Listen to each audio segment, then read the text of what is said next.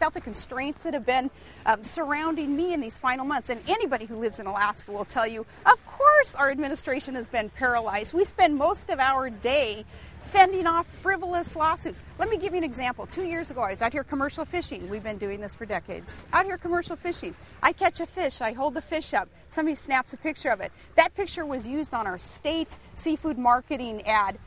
I was hit with an ethics violation for being in an ad for the state seafood marketing. The ethics violation charges have been absolutely ridiculous, and I'll leave it up to my attorney to keep fighting those and keep winning those, because we haven't violated the ethics code that I championed, as a matter of fact, when we got in here. So no, it's not a matter of retreating or quitting. It's a matter of progressing and forwarding a good, positive agenda in an unconventional way. And I think that's what's caught people off guard is, wait a minute, this is kind of out of the box and unconventional. Well, that is who we are as Alaskans. That's certainly how I am as a public servant, as a person very proud of my state, seeing great potential in my state.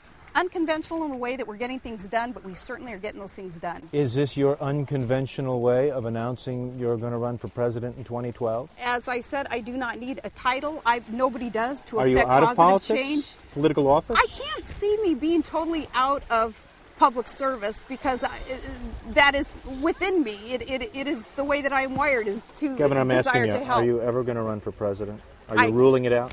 All options are going to keep on, continue to be on the table as they have been for me my entire life. I'm not going to close any door that may be open for me out there, so all options are on the table. But for now, I want to help other people in or out of office, don't care what party they're in, if they're willing to fight for what's right. Energy independence, national security, smaller, smarter government, those things that I believe in, that I think are the principles that have built up our nation. I'm going to fight for other people who can help affect the change in those areas. It's been 3 days. How have those days been?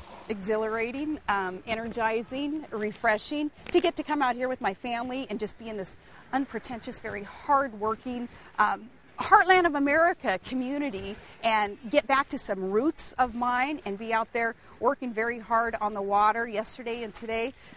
This is really good for me, and it's a chance right now to start looking forward to how I can help our state and help our country in a new direction. One last question. Oh, I thought you were saying that's it. Well, this is one last question. I mean, the personal toll on your family. Do you have mending to do in this family? I know that you mentioned that the family voted what?